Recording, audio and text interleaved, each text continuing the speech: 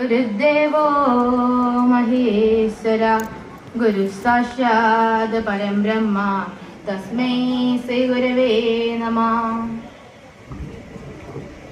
വിശ്വഗുരുവിന് പ്രണാമം. ശിവലിംഗദാസ സ്വാമി തൊട്ട് ബ്രഹ്മശ്രീ സച്ചിദാനന്ദ സ്വാമി വരെയുള്ള ഗുരുപരം വരെയോട് പ്രണാമം. പിന്നെ ഇവിടെ വന്നിട്ടുള്ള എല്ലാ സജ്ജനങ്ങളോടും നമസ്തേ. ഞാൻ ഇന്നിവിടെ പറയാൻ പോകുന്നത് ശിവഗിരി തീർത്ഥാടനെ പറ്റി എനിക്കറിയാവുന്ന കുറച്ച് കൊച്ചു കാര്യങ്ങളെ പറ്റിയാണ്. എല്ലാ മതവിഭാഗക്കാരും തീർത്ഥാടനം അവരുടെ ആചാരമായി കണക്കാക്കുന്നു. എന്നാൽ മറ്റെല്ലാ തീർത്ഥാടനത്തെക്കാളും വ്യത്യസ്തത പുലർത്തുന്ന ഒന്നാണ് ശിവഗിരി തീർത്ഥാടനം.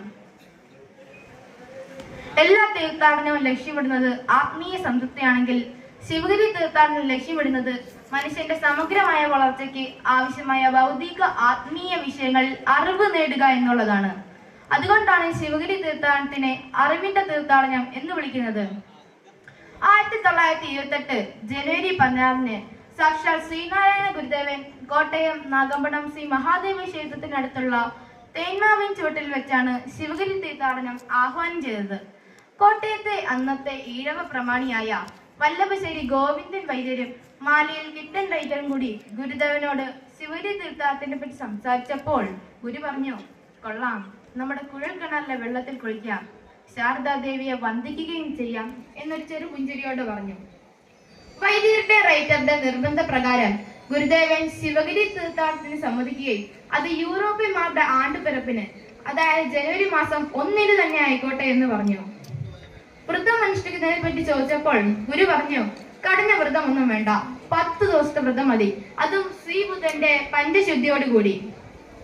വസ്ത്രധാരണയെ പറ്റി ഗുരു ഇങ്ങനെ പറഞ്ഞു, അതായത് വെള്ള വസ്ത്രം ഗൃഹസ്ഥന്മാർക്ക്, കാഷായം സന്യാസിമാർക്ക്, കറുത്ത തുണിയും കരിമ്പടയും ശബരിമലക്കാർക്ക്, ഇനി തീർത്ഥാടകർക്കോ ശ്രീകൃഷ്ണന്റെ ശ്രീബുദ്ധന്റെ നിറമായ മഞ്ഞ വസ്ത്രം തന്നെ ആയിക്കോട്ടെ എന്ന് പറഞ്ഞു.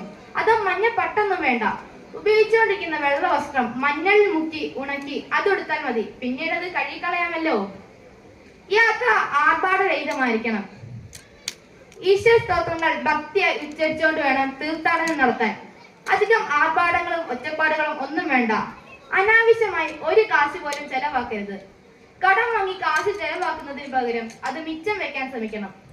ശിവഗിരി തീർത്ഥാടനത്തിന്റെ അഷ്ടലക്ഷ്യങ്ങളാണ് വിദ്യാഭ്യാസം, ശുചിത്വം, ഈശ്വരഭക്തി, സംഘടന, കൃഷി, കച്ചവടം, കൈത്തൊഴിൽ, ശാസ്ത്ര സാങ്കേതിക പരിശീലനം.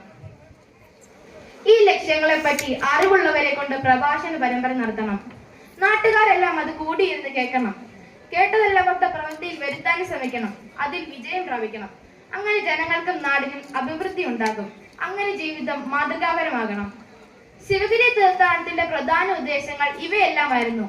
1929 ജനുവരി 1 ആദ്യ തീർത്ഥാടനം നടത്താനിരുന്നെങ്കിലും നമുക്കെല്ലാം അറിയാവുന്ന പോലെ ഗുരുദേവൻ 1928 കന്നി 5 മഹാസമാധി പ്രാപിച്ചതിനാൽ അന്ന് അത് നടന്നില്ല. പിന്നീട് 1933 ആദ്യ തീർത്ഥാടനം നടന്നത്. ആദ്യ തീർത്ഥാടനത്തിൽ പങ്കെടുക്കാൻ അവസരം കിട്ടിയത് ഇലവന്തിട്ടയിൽ നിന്ന് വന്ന 5 അംഗ സംഘത്തിനായിരുന്നു. Mooloor Divakara Panicker, PV Raghavan, MK Raghavan, S Sankunni, PK Keshavan എന്നിവരായിരുന്നു. അവർ മഞ്ഞ വസ്ത്രമെടുത്ത് ശിവഗിരിയിലേക്ക് പോകുന്ന കണ്ട നാട്ടുകാർ അവരെ മഞ്ഞക്കിളികൾ എന്ന് വിളിച്ച് കളിയാക്കി. അന്ന് ആ 5 അംഗം തുടങ്ങിയ ശിവഗിരി തീർത്ഥാടനം ഇന്നിപ്പോൾ ലക്ഷോപലക്ഷങ്ങൾ പങ്കെടുക്കുന്ന ഒരു മഹാസംരംഭമായി തീർന്നത് ഗുരുദേവന്റെ സാന്നിധ്യവും അനുഗ്രഹവും എന്നും ശിവഗിരിയിൽ ഉള്ളത് കൊണ്ടാണ്. ഇത്രയും പറഞ്ഞുകൊണ്ട് എന്റെ കൊച്ചു വാക്കുകൾ ഞാനിവിടെ നിർത്തുന്നു. നന്ദി, നമസ്കാരം. ഗുരുദേവ ധർമ്മം വിജയിക്കട്ടെ.